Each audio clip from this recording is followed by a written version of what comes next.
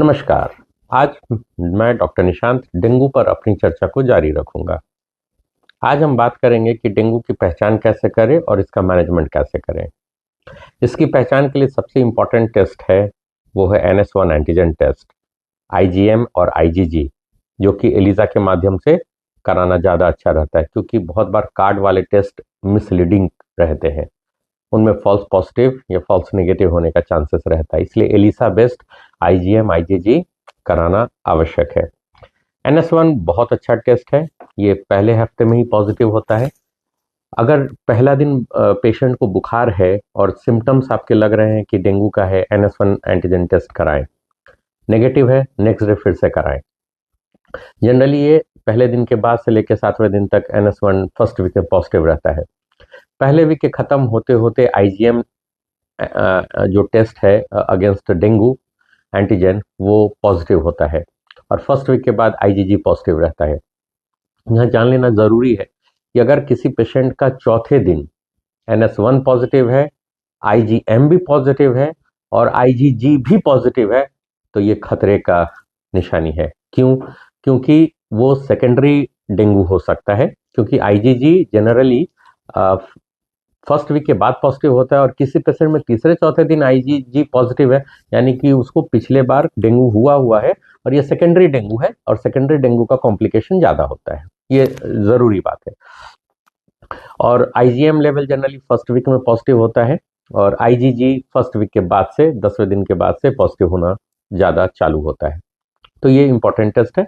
Clinical test हमने आपको बताया कि बुखार बहुत ज़्यादा रहेगा, पेशेंट की आंखों के पीछे दर्द होगा, जोरों में दर्द होगा, शरीर पे पेटिकुलर स्पॉट्स आएंगे प्लेटलेट्स की कमी के कारण। अब आइए मैनेजमेंट पे 3 चीज़ों का बहुत ही ज़्यादा महत्व है। पहला कि रेगुलर मॉनिटरिंग आपकी ज़रूरी है कि हाँ क्लिनिकल साइंस बढ़ तो नहीं रहा है। दूसरा, ब्लड प्रेशर बहुत इंपॉर्टेंट फैक्टर है कि हाँ पेशेंट का ब्लड प्रेशर तो नहीं घट रहा है। अगर ब्लड प्रेशर फास्ट घट रहा है तो इसका मतलब है कि वो शॉक की ओर जा रहा है। और तीसरा जो इंपॉर्टेंट चीज़ है वो है PCV, यानी कि पैक्ड सेल वॉल्यूम।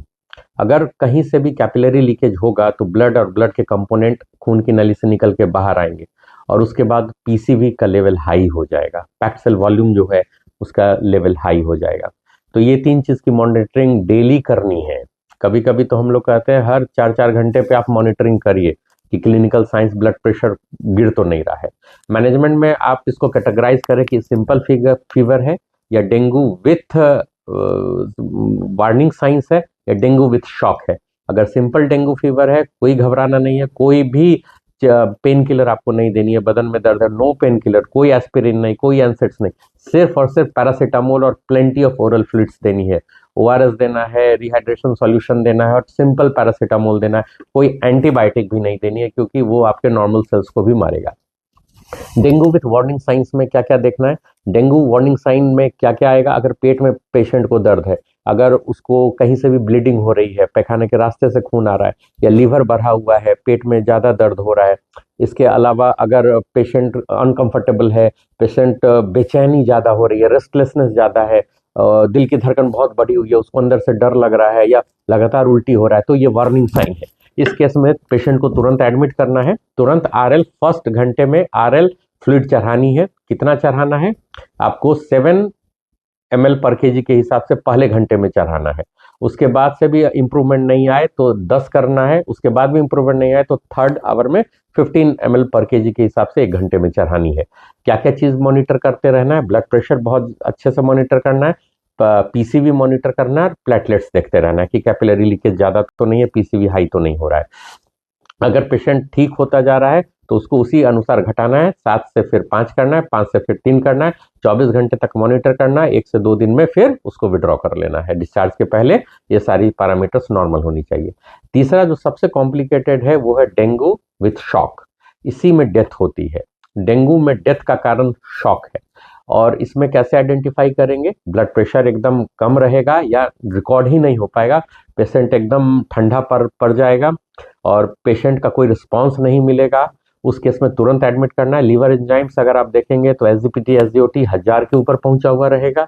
जॉन्डिस के भी फीचर्स आ सकते हैं और उस समय तुरंत आपको फ्लूइड RL या नॉर्मल सलाइन देना है 10 से 20 ml पर केजी देना है और 1 घंटे में। अगर पेशेंट का बीपी नहीं मिल रहा है तो वो 3 बार आप रिपीट कर सकते हैं अगले घंटे में। और अगर उसके साथ पैक्ड सेल वॉल्यूम घट रहा है तब आपको ब्लड ट्रांसफ्यूजन कराना है। कोई भी ब्लीडिंग का फीचर्स आ रहा है तो ब्लड ट्रांसफ्यूजन कराना है। प्लेटलेट कंसंट्रेट आप दे सकते हैं। अगर ब्लीडिंग बहुत ज्यादा है, डीआईसी या सेप्सिस का फीचर्स मिल रहा है, उसके इसमें फ्रेश फ्रोजन प्लाज्मा एफएफपी के साथ आप प्लेटलेट इन्फ्यूजन दे सकते हैं। लेकिन एक ही इंडिकेशन है, होल ब्लड ट्रांसफ्यूजन करना है। कब करना है? अगर पीसीवी घटता जा रहा है, ब्लड प्रेशर घटता जा रहा है, ब्लड प्रेशर रिस्पॉन्ड नहीं कर रहा है, आपका लगातार आप आरएल नॉर्मल सलाइन दे रहे हैं, नहीं रिस्पॉन्ड कर रहा है, कोलोइड्स दे रहे हैं, नहीं रिस्पॉन्ड कर रहा है, तब आपको होल ब्लड ट्रांसफ्यूजन करना है। डेंगू में डेथ का कारण शॉक है। आप अर्ली शॉक को आइडेंटिफाई करेंगे तो कोई मॉर्टेलिटी नहीं होगी, और कितना देर शॉक परसिस्ट कर रहा है यही डिसाइड करेगा कि पेशेंट कितना जल्दी रिकवर होगा। धन्यवाद।